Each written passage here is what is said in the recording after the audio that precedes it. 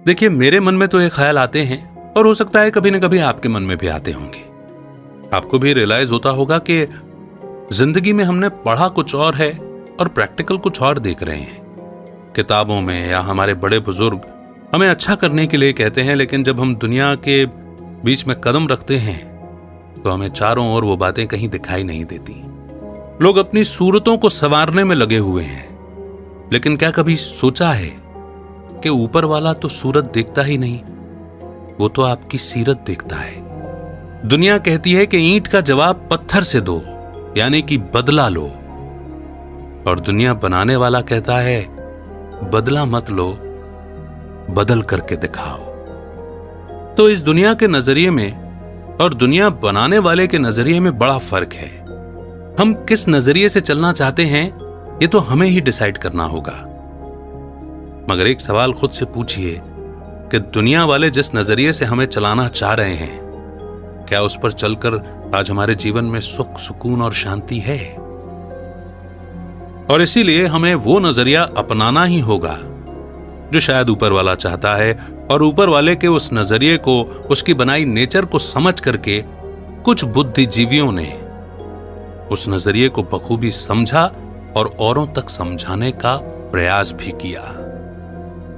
आज की book summary है मेडिटेशंस, जो कि कलेक्शन है मार्कस ऑरेलियस के द्वारा लिखी गई डायरी का। मार्कस ऑरेलियस ने 160 to 181 एडी तक रोम पर राज किया था। वो 5 अच्छे सम्राटों में से आखिरी थे। ये एक ऐसा राजवंश था जिसके शासन के दौरान रोम को शांति और इंसाफ के लिए जाना जाता था। उन्हें स्टोइक फिलोसॉफिकल मूवमेंट का एक अहम हिस्सा भी माना जाता है। मार्कस ऑरेलियस का जब रोम पर राज था, उस समय पूरा रोम काफी फल फूल रहा था। वो एक महान लीडर और महान स्कॉलर थे। मेडिटेशन उनके द्वारा सालों से इकट्ठा किए गए विजडम के रिकॉर्ड के रूप में है। इसे स्टोइक फिलॉसफी के सबसे ग्रेट क्लासिकल वर्क्स में से एक माना जाता है। इस बुक ने कई प्रेसिडेंट और मिलिट्री जनरल को इंस्पायर किया है।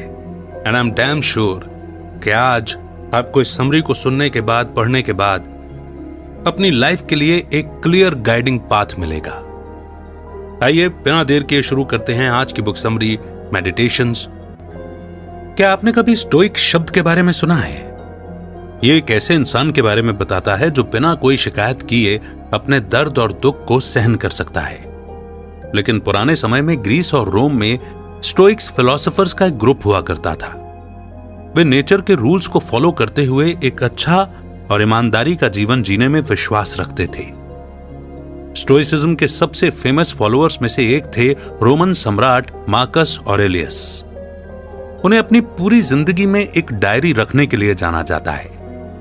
वो अपनी डायरी में लोगों के बारे में, नेचर और फिलॉसफी के बारे में अपनी सोच लिखते थे। बाद में उनकी डायरी को ढूंढा गया और मार्कस ऑरेलियस मेडिटेशन के नाम से पब्लिश किया गया। ओरिजिनल मेडिटेशन में ऐसी 12 किताबें थीं जो मार्कस ऑरेलियस के रैंडम ख्यालों से भरी हुई थी। वो बुक्स मुश्किल शब्दों में लिखी गई थी जिन्हें मार्कस ऑरेलियस के अलावा कोई भी आसानी से नहीं पढ़ सकता था। ये समरी मेडिटेशन को 6 कैटेगरीज में बांटती है ताकि आपके लिए इसे पढ़ना आसान हो सके। इस समरी में हम उस तरह के लाइफस्टाइल को देखेंगे जिसे ऑरेलियस ने लोगों को अपनाने की सलाह दी थी।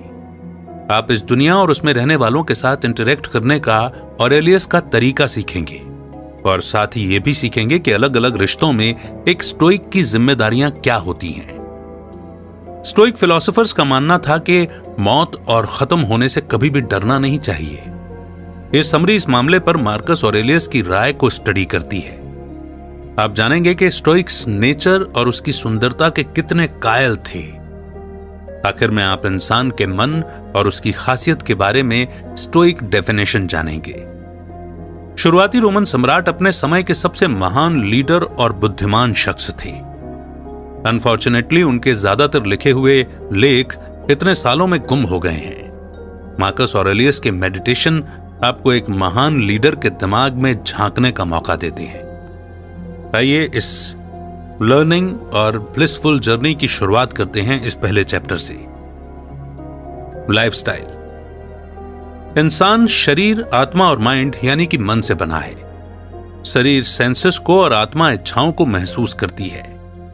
माइंड कुछ महसूस नहीं करता है, लेकिन सोचने समझने के लिए जिम्मेदार होता है। शरीर सेंसेशंस को और आत्मा इच्छाओं को महसूस करती है। माइंड कुछ महसूस नहीं करता है, लेकिन सोचने समझने के लिए जिम्मेदार होता है। जंगली जानवर भी सेंसेशंस महसूस करते हैं। हम में से बुरे लोग भी, चाहे वो कोई कातिल ही क्यों ना हो, इच्छाओं को महसूस करता है।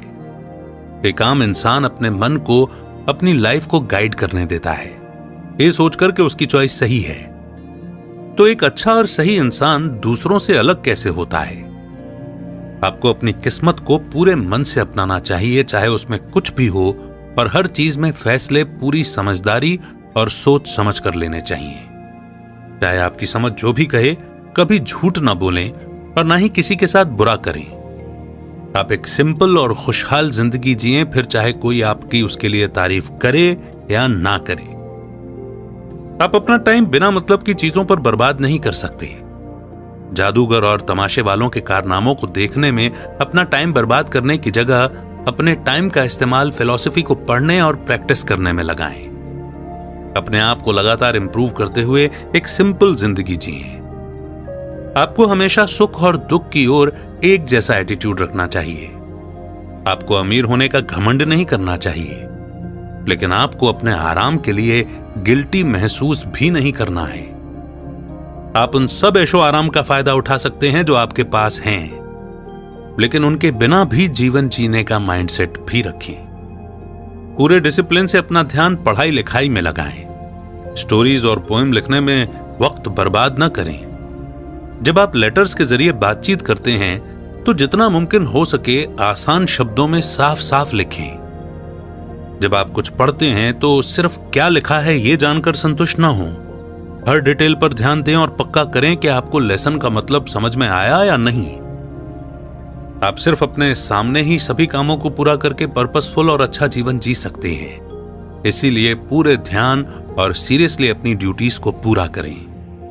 अपने इमोशंस को अपने ऊपर हावी ना होने दें, नहीं तो यह आपको आपके मकसद से भटका देगा। अपने सभी काम को ऐसे करें जैसे कि वो आपके जीवन का आखिरी काम हो। कुछ इंसान आसानी से डिस्ट्रैक्ट हो जाते हैं और ऐसे लोगों का हर टाइम अपने काम पर फोकस करना पॉसिबल नहीं होता। ऐसी सिचुएशन में कुछ सीखने में अपने टाइम को यूज करें और खुद को डिस्ट्रैक्ट होने से बचाएं। कई ऐसे भी लोग होते हैं जो आसानी से डिस्ट्रैक्ट नहीं होते, लेकिन उनके पास काम करने का कोई मकसद नहीं होता। वो भी उतना ही टाइम वेस्ट करते हैं जितना कि डिस्ट्रैक्ट होने वाले लोग।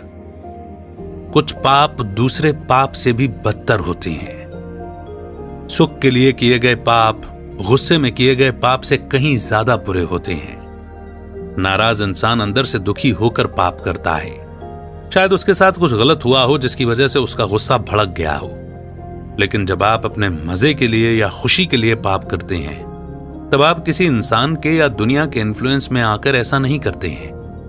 आप अपने स्वार्थ की वजह से गलत काम करते हैं। इस तरह मजे के लिए पाप करने से आप कड़ी सजा के हकदार बन जाते हैं। बहादुरी, ईमानदारी और सेल्फ कंट्रोल इंसान के जीवन का गोल होना चाहिए। फिजिकल और मेंटल दोनों तरह की बेकार इच्छाओं से खुद को दूर रखें। उन 3 वैल्यूज पर पूरा ध्यान दें। रुतबे, सम्मान और पैसे के पीछे न भागें। अक्सर ये चीजें एक अच्छी जिंदगी जीने वाले इंसान तक अपने आप आ जाती हैं। अपने सामने आए सभी काम को वैसे ही करें जैसे उन्हें किया जाना चाहिए। काम को पूरी एनर्जी, फोकस और सब्र के साथ करें। आप जो काम करते हैं उसमें संतुष्ट होने की कोशिश करें कि यह काम नेचर ने आपके लिए चुना है। यही सुखी जीवन जीने का मंत्र है। हमें 2 काम करने के लिए हमेशा तैयार रहना चाहिए। पहला, ऐसा काम करें जो इंसानियत की भलाई को ध्यान में रखते हुए सही हो। दूसरा, जब कोई आपको सही रास्ता दिखाए तो अपनी सोच और विश्वास को बदल लें। लेकिन अपनी सोच को सिर्फ इसलिए न बदलें क्योंकि वो बिलीफ यानी कि विश्वास ज्यादा पॉपुलर है। ऐसा तब कीजिए जब ऐसा करना सही हो और इससे दूसरों को फायदा पहुंचता हो और यह आपकी समझ में भी आसानी से आता हो। क्या किसी ने आपके साथ गलत किया है? नहीं, उन्होंने ऐसा सिर्फ अपने ही साथ किया है। आपके साथ जो कुछ भी होता है वो नेचर की वजह से होता है, तो यह बिल्कुल सही होना चाहिए। जिंदगी बहुत छोटी है। आपके पास गलत और बुराई के बारे में शिकायत करने का टाइम नहीं है। आपके साथ होने वाली बुरी चीजों को नजरअंदाज करें और जीवन में आगे बढ़ें। पास्ट में की गई बातें अब अजीब लगती हैं। क्या आपने हेड्रियन, स्किपियो और एंटोनिनस जैसे नाम सुने हैं? इन सभी लोगों को पूरी दुनिया में लोग जानते थे और इनसे डरते थे। सब कुछ धुंधला पड़ जाता है, याद बनकर रह जाता है और बाद में धूल में बदल जाता है। इसीलिए हमें कभी भी फेमस होने के लिए या पहचान बनाने के लिए काम नहीं करना चाहिए, बल्कि सेल्फलेस, ईमानदार और अच्छा इंसान बनने के लिए काम करें। क्या आप सुबह बिस्तर से उठने के लिए स्ट्रगल करते हैं? उस टाइम सोचें कि आपके जीवन का क्या मकसद है। क्या सारा दिन सोना जरूरी है या फिर उठकर अपना काम करना जरूरी है? हो सकता है कि आपको अपना मकसद पता हो, लेकिन बेड पर लेटे रहना या अपने कंफर्ट में रहना आपको अच्छा लगता है क्योंकि ये आपको आराम देता है। अपने चारों तरफ देखिए, क्या कोई इंसान या जानवर अपना काम छोड़कर आराम कर रहा है? तो उठो, जाओ और वही करो जो नेचर आपसे मांग रही है। आप ये लॉजिक दे सकते हैं कि नींद सभी के लिए जरूरी है और ये सच भी है, लेकिन नेचर ने नींद पर एक लिमिट सेट की है। उसी तरह आप लगातार खा और पी भी नहीं सकते। आप किसी भी तरह अपनी नींद तो पूरी कर लेते हैं, लेकिन क्या कभी आपने अपने काम को पूरा करने के लिए हद पार की है?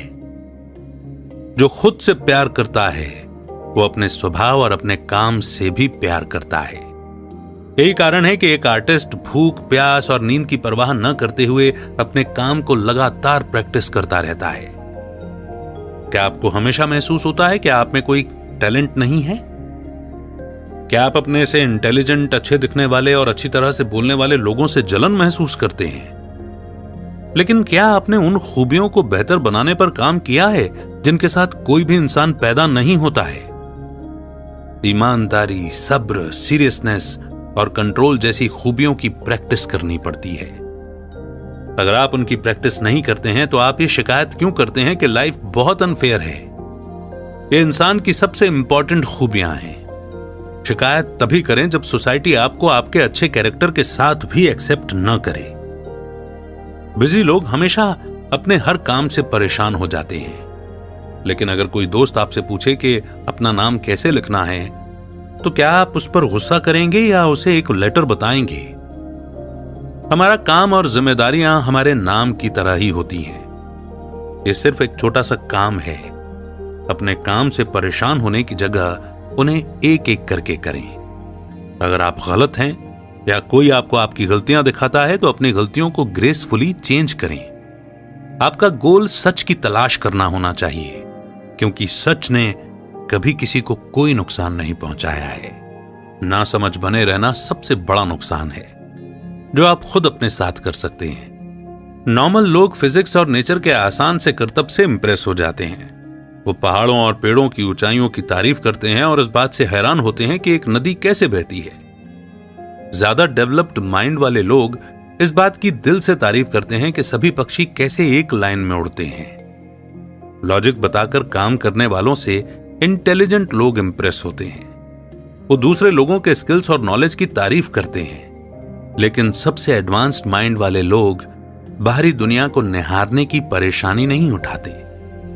उनका ध्यान अपने खुद के माइंड पर होता है।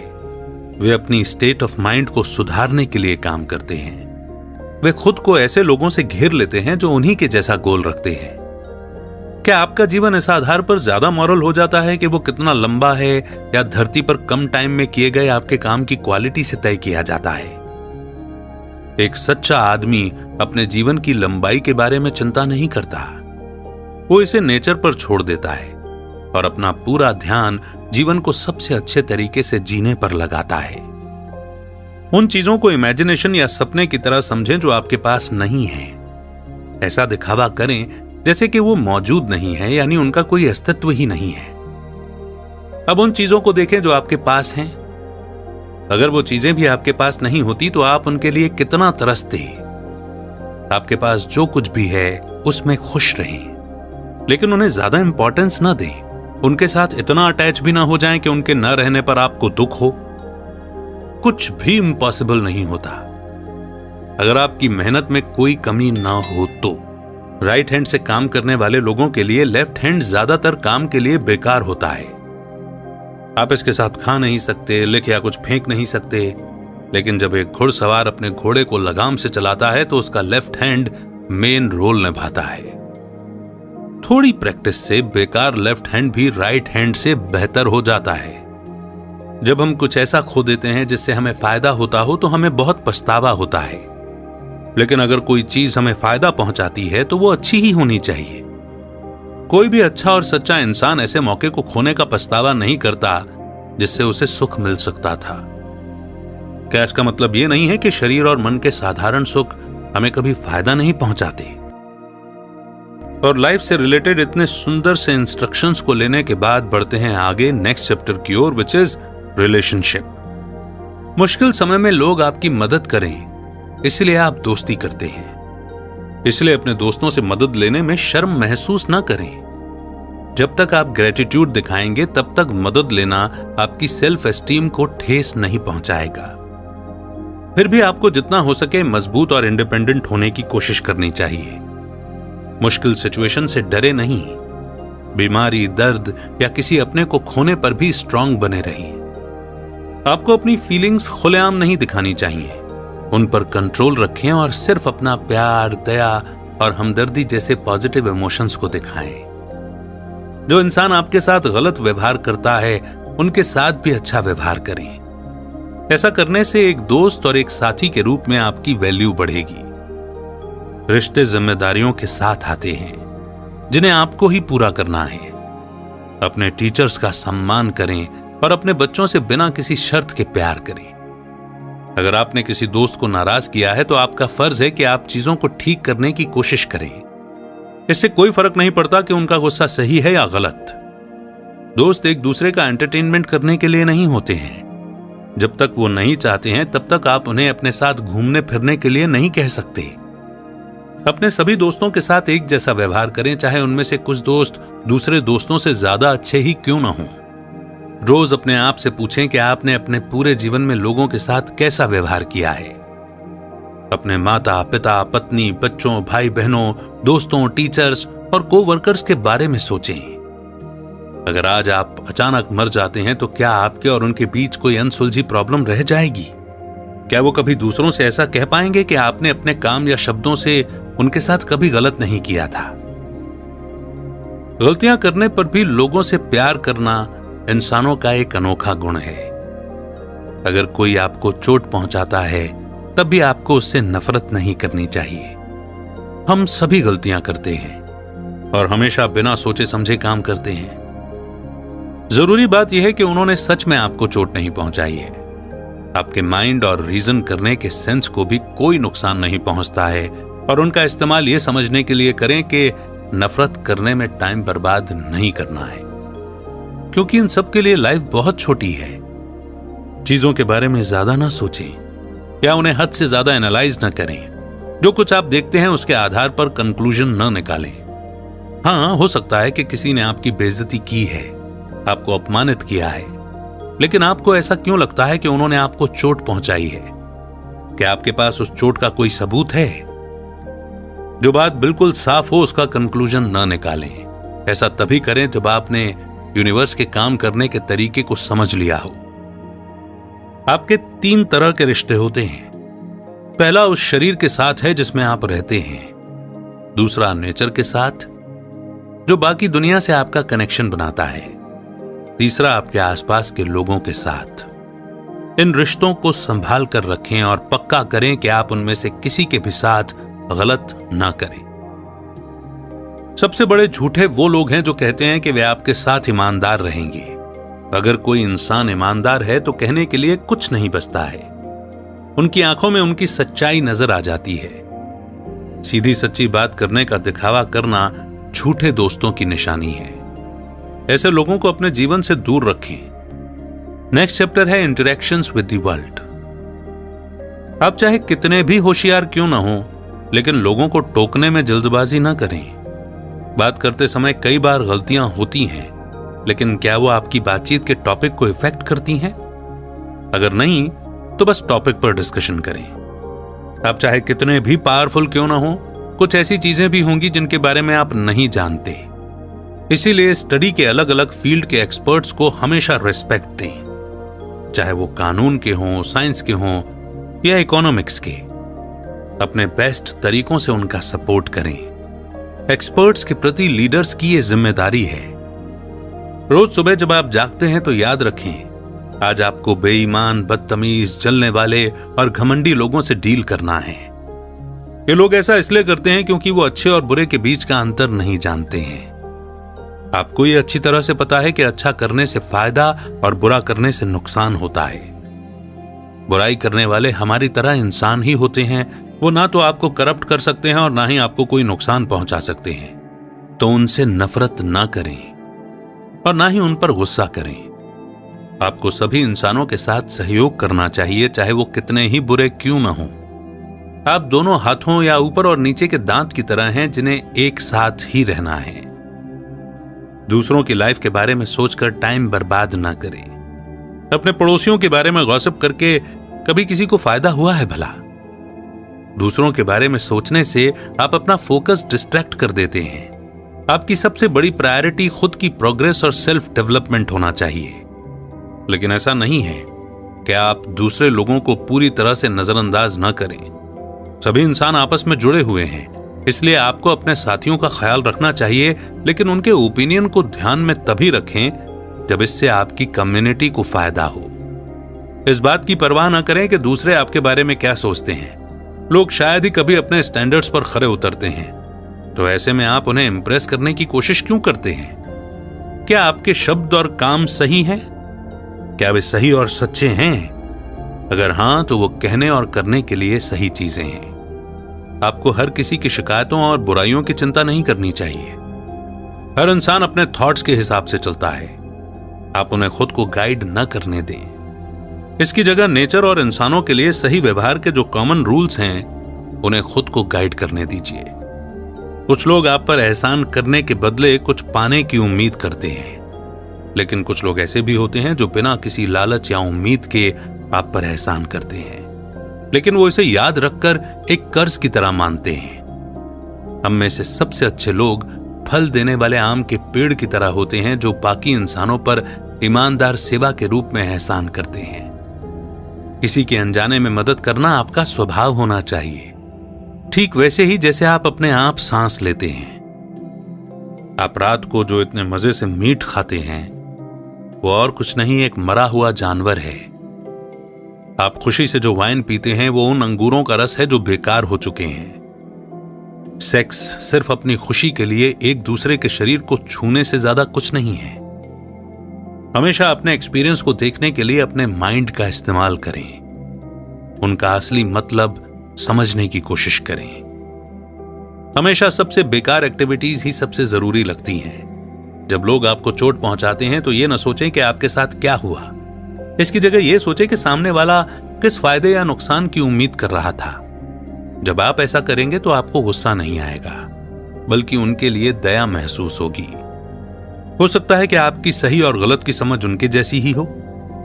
इस केस में आप उन्हें माफ कर सकते हैं, क्योंकि उनकी जगह आप होते तो शायद आपने भी वही गलती की होती। क्या उनकी सही गलत की समझ आपसे बिल्कुल अलग है? अगर हां, तो आपको उन्हें बेवकूफी के लिए और रास्ता भटक जाने के लिए माफ कर देना चाहिए। सेरेमनीज, म्यूजिक फेस्टिवल्स और मिलिट्री प्रोसेशन, ये सभी बेकार के सेलिब्रेशंस हैं। हम बहुत सी बेकार की चीजों से घिरे रहते हैं, लेकिन हमें उन्हें अपनाना और सहन करना सीखना होगा। आपकी वैल्यू इस बात से तय की जाती है कि आप एनर्जी कहां फोकस करते हैं। क्या होता है जब समाज में लोग खुद को ग्रुप में बांट लेते हैं? वो ऐसे शरीर की तरह बन जाते हैं जिनके हाथ, पैर और सिर नहीं होते। सेल्फिश होकर और सोसाइटी से अलग होना बिल्कुल अननेचुरल है। जो फायदा हमें मिल सकता है वो हमारे शरीर के पार्ट्स को नहीं मिल सकता। हम अपने आप को फिर से बाकी लोगों के साथ जोड़ सकते हैं, लेकिन हमारे बॉडी के पार्ट्स ऐसा नहीं कर सकते। हम हमेशा कुछ बुरा होने पर दूसरे को ब्लेम करना पसंद करते हैं। अगर ट्रेजेडी हमारे कंट्रोल में थी तो हमने ऐसा क्यों होने दिया? और अगर हम उसे कंट्रोल नहीं कर सकते थे तो किसी दूसरे को ब्लेम करने से क्या फायदा? क्या जो गलत हुआ उसे पलटने के लिए भगवान मानेंगे? किसी भी तरह का दोष लगाना बेवकूफी भरा और बेकार है। हो सके तो लोगों की गलतियों को सुधारें, नहीं तो खुद ही चुपचाप उसे ठीक करने की कोशिश करें। सभी चीजें एक जैसी दिखने वाली चीजों से अट्रैक्ट होती हैं। किसी भी तरह का लिक्विड पानी के साथ आसानी से बह जाता है जब उसे किसी पानी की धार में गिराया जाता है। उसी तरह कोई भी सॉलिड चीज धरती की ग्रेविटी से अट्रैक्ट होती है। जिंदा जानवर अपने जैसे झुंड में रहना पसंद करते हैं। इंसान इस दुनिया का सबसे लॉजिकल जीव है जो अलग तरह से काम करता है। हम खुद को लोगों से अलग रखने में खुश होते हैं, यह हमारा स्वभाव है। हम कभी कभी सोचते हैं कि एक दूसरे का साथ देना जरूरी नहीं है, लेकिन यह हमारा भ्रम है। परिवार और दोस्तों की खोज में हर किसी को एक न एक दिन सोसाइटी में वापस आना ही पड़ता है। कोई भी इंसान अपने स्वभाव से इतनी आसानी से नहीं बच सकता। ट्रेजेडी या बुरी घटनाएं देखने के लिए शायद सबसे अच्छा प्ले है। वो हमें याद दिलाती हैं कि हमारे साथ कुछ भी हो सकता है। बुरी घटनाएं हमें अपनी परेशानियों के साथ डील करने का रास्ता बताती हैं। अगर किसी चीज को स्टेज पर होता हुआ देखकर हमें खुशी होती है, तो असली जिंदगी में होने पर उससे हमें दुख क्यों होता है? अजीब बात है। दुनिया में हर इंसान दूसरों से ज्यादा खुद से प्यार करता है, लेकिन हम दूसरों की सोच को अपनी सोच से ज्यादा इंपॉर्टेंस देते हैं। एक ऐसी दुनिया इमेजिन करें जहां हम अपनी सोच और इमेजिनेशन को दूसरों से छुपा न सकें, तो क्या होगा? तब हम जिंदा नहीं रह पाएंगे, क्योंकि हम जज किए जाने से इतना डरते हैं। और इनवैल्यूएबल लर्निंग्स के बाद फिर से बढ़ते हैं आगे नेक्स्ट चैप्टर की ओर। Death and impermanence.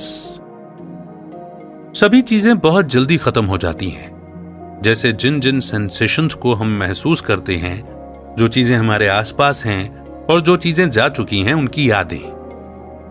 हम समझदार जीव के रूप में पैदा होते हैं। हम में मौत और विनाश को समझने की बुद्धि होती है। सिर्फ बच्चों का डरना भी नेचर का आम प्रोसेस है। हमें नेचर से जीवन मिला है और आखिर में हमें इसमें ही लौटना होगा। लाइफ बहुत छोटी होती है, फिर भी हम इस छोटे से जीवन में लगातार बदलते रहते हैं। हमारे सेंसेस कमजोर होते हैं। हम ना तो कुत्तों की तरह सुन सकते हैं और ना ही चील की तरह दूर तक देख सकते हैं। आपका मान सम्मान हमेशा के लिए नहीं रहेगा और ना ही आपकी किस्मत कभी एक जैसी रहेगी। जीवन एक छोटी यात्रा की तरह है, जिसे हम नेचर में वापस लौटने से पहले करते हैं। उम्र बढ़ने का नतीजा सिर्फ मौत ही नहीं है, बल्कि जैसे जैसे हमारी उम्र बढ़ती है, हमारा दिमाग कमजोर होता जाता है। हम खाने पीने और कुछ इच्छाओं को महसूस कर पाते हैं, लेकिन हमारी दुनियादारी की समझ, सोचने समझने और देखने सुनने की ताकत खत्म हो जाती है। इसीलिए जब तक आपका माइंड हेल्दी है, तब तक बहुत मेहनत कीजिए। आपको तब तक इंतजार नहीं करना चाहिए जब तक आप दुनिया के बारे में जानने और समझने के लिए बूढ़े हो जाएं। मरने के बाद याद किए जाने की इच्छा होना बेवकूफी है, क्योंकि जो लोग आपको और आपके अचीवमेंट्स को याद करेंगे वो भी एक दिन मर जाएंगे। मान लीजिए कि आपको उन अमर लोगों द्वारा याद किया जाता है जो आपको कभी नहीं भूलेंगे और आपकी यादों को सेफ रखेंगे, लेकिन उन सबका फायदा क्या होगा? मरने के बाद यादों को संभाल कर रखने का कोई मतलब नहीं है। उसी तरह जिंदा रहते हुए तारीफ सुनना भी बेकार है। हजारों मरीजों को ठीक करने के बावजूद कितने डॉक्टरों की मौत हुई है। लड़ाई में कितने महान सैनिक सैकड़ों आदमियों को मारने के बाद मारे गए हैं। जीवन का असली मतलब जानने के बाद कितने फिलोसोफर्स की मौत हो गई थी। इंसान का जीवन छोटा है। कल आप सिमन की एक छोटी सी बूंद थे और आने वाले कल में आप राख के ढेर हो जाएंगे। कभी कभी डर और मौत आपको डरा सकती है। ऐसे पलों में लंबे समय तक जीने के पर्पस के बारे में सोचें। पास्ट हमारी सोच से कहीं लंबा है और फ्यूचर कभी खत्म नहीं होगा। तो इससे क्या फर्क पड़ता है कि आप 1 साल और जीते हैं या 1000 साल? ये कभी ना भूलें कि चीजों के सामने आपकी क्या वैल्यू है। आपका शरीर इस बड़े यूनिवर्स के मुकाबले कुछ भी नहीं है। आपने अर्थ पर यानी इस धरती पर जो समय बिताया है वो हमारे लंबे पास्ट के मुकाबले कुछ भी नहीं है। नेचर हमारे लिए जो फैसला लेती है उसकी तुलना में हमारे भाग्य में हमारा रोल बहुत कम होता है। बदलाव नेचर का नियम है। इसलिए बदलाव से डरना नहीं चाहिए। आखिरकार इसके बिना क्या मौजूद रहता है? क्या आप खाने को बिना चबाए, उसे छोटे टुकड़ों में तोड़े बिना पचा सकते हैं? इस नेचर में आपके शरीर में कोई भी इंपॉर्टेंट प्रोसेस बिना बदलाव के पॉसिबल नहीं है। मौत यूनिवर्सल ट्रुथ है। इसलिए हमें मौत को किसी खराब या अनचाही चीज की तरह नहीं देखना चाहिए, बल्कि हमें इसे जिंदगी का एक हिस्सा समझकर इसका स्वागत करना चाहिए। क्या आप जवानी, विजडम टूथ यानी अकल दाढ़ या पहले सफेद बाल का स्वागत नहीं करते? तो मौत उनसे कैसे अलग हो सकती है? यह हमारे बदलते जीवन का एक और कदम है। अगर आप मौत को आसानी से एक्सेप्ट नहीं कर पा रहे हैं तो इन दो बातों के बारे में सोचिए। पहला तो यह सोचें कि मरने के बाद आप पीछे क्या क्या छोड़कर जाएंगे। दूसरा, उन सभी लोगों के बारे में सोचें जिनसे आपको अब डील नहीं करना पड़ेगा और अब आप दुखी होने से बच जाएंगे। लेकिन उन चीजों और लोगों के बारे में क्या जिनसे आप डील करना चाहते हैं? क्या यह लगातार की बातचीत बेमतलब और थकाने वाली नहीं है? आपने भी कभी ना कभी तो अपने जीवन में थकान जरूर महसूस की होगी। क्या पूरे दिन चीजों और लोगों से परेशान रहने के बजाय जल्दी मौत को एक्सेप्ट करना बेहतर नहीं है? समरी के बीच में थोड़ा सा पॉज लेकर यह आपको याद दिलाना चाहूंगा कि यह नेचुरल डेथ के बारे में है। यह मौत से न डरने के बारे में है, न कि बिना बुलाए मौत को गले लगाने के बारे में। और मैं समझता हूं कि आप यानी कि गिगलर जो बड़े प्यार से समरी को सुन रहे हैं, इस बात को भी समझते जा रहे हैं, है ना? तो चलिए इसी के साथ बढ़ते हैं नेक्स्ट चैप्टर की ओर, विच इज नेचर। नेचुरल यानी कि प्राकृतिक घटनाओं में एक अजीब सी सुंदरता होती है। पकने वाले फलों का रंग अपने आप बदल जाता है और गेहूं के पौधे अपने आप झुक जाते हैं। ये चीजें देखने में भले ही इतने सुंदर न लगती हों, लेकिन जब हम इन्हें प्रकृति की नजर से देखते हैं तो ये सेंसिटिव इंसान की आंखों को बहुत अच्छी लगती हैं। आर्ट, म्यूजिक या दूसरी ह्यूमन क्रिएशन में सुंदरता को न ढूंढें, बल्कि नेचर के चमत्कारों की तारीफ करने के लिए अपने सेंसेस को ट्रेन करें। जब डॉक्टर किसी बीमारी का इलाज करते हैं तो अपने पेशेंट को दवाई प्रिस्क्राइब करते हैं। वैसे ही अनलकी लोगों को देखें और सोचें कि नेचर ने उनके लिए बदनसीबी तय की है। यहां तय का मतलब है नेचर का ऑर्डर। एक डॉक्टर दवा लिखता है ताकि हम जल्दी ठीक हो सकें, और नेचर जो कुछ भी तय करता है वो हमारी भाग्य की उन्नति के लिए होता है। नेचर चीजों को इस तरह से अरेंज करती है कि हमारा भाग्य दुनिया के भाग्य से जुड़ जाता है। हमारे साथ जो कुछ भी होता है वो दुनिया के भाग्य में एक बिल्डिंग ब्लॉक की तरह होता है। हम डॉक्टर की दी हुई कड़वी से कड़वी दवाई या पेनफुल ट्रीटमेंट पर विश्वास करते हैं कि वो हमारा इलाज ठीक से कर रहे हैं। उसी तरह हमें नेचर के कठोर व्यवहार को भी एक्सेप्ट करना चाहिए। ये हमारे साथ होने वाली हर चीज को ग्रेस के साथ एक्सेप्ट करने के दो कारण देता है। सबसे पहले ये हमारा भाग्य है जो नेचर ने हमारे लिए तय किया है। दूसरा, ये दुनिया के भाग्य का हिस्सा है। भले ही कोई चीज हमें अच्छी ना लगे, लेकिन इससे बाकी दुनिया को फायदा होता है। अब अपने आसपास जो कुछ भी देखते हैं वो एक दिन खत्म हो जाएगा। अरे वाह, इससे मुझे याद आती है वो बात जो हमेशा मैं अपने लिए यूज करता हूं कि इन आंखों से जो कुछ भी हम देखते हैं वो सब खत्म हो जाएगा। नेचर सब कुछ कंट्रोल करती है और इसके लिए काम करती है। ये चीजों को अलग करके और उन्हें किसी और चीज के लिए यूज करती है। ये लगातार दुनिया और दुनिया में रहने वालों को बदलती रहती है और उसे एक नए सिरे से शुरू करती है। समय की शुरुआत से ही संसार में बुराई रही है, लेकिन अच्छी बात यह है कि बुराई कभी नहीं बदलती। हिस्ट्री बुक्स में, घरों में या गवर्नमेंट के ऑफिस में बुराई का हमेशा एक ही रूप रहा है। अगर खीरा खाने में कड़वा हो तो उसे न खाएं। अगर आपको रास्ते में कांटे मिलते हैं तो उनके आसपास से निकल जाएं, लेकिन किसी से यह मत पूछिए कि ऐसी चीजें क्यों होती हैं। ये सुनकर कोई भी समझदार इंसान आप पर हंसेगा। ये ठीक वैसी ही मूर्खता का सवाल होगा जैसे कोई पूछे कि फर्नीचर बनाने वाले की दुकान में लकड़ी का चूरा क्यों फैला हुआ होता है। नेचर के पास ऐसा कोई दरवाजा नहीं है जहां से वो अनचाही चीजों को बाहर निकाल सके। इसीलिए उसके पास कड़वे फल और कांटेदार पौधे भी होते हैं। नेचर ऐसी चीजों को बाहर फेंकने की जगह उनका इस्तेमाल करती है।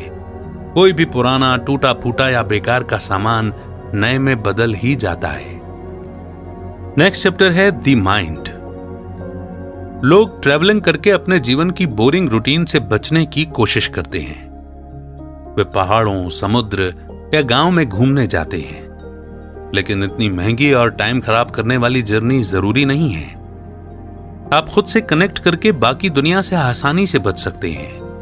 अपनी आंखें बंद करें और अपना ध्यान बाहरी दुनिया की ओर भटकने ना दें। इसकी जगह अपना ध्यान अपने थॉट्स को इकट्ठा करने और खुद को शांत करने में लगाएं।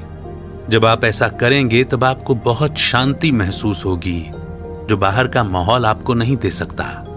अगर आप एक बार अपनी अंतरात्मा में झांक कर देखेंगे तो आपका तनाव और असंतुष्टि खत्म होने लगेगी। खराब कैरेक्टर आपके पूरे जीवन को बर्बाद कर सकता है।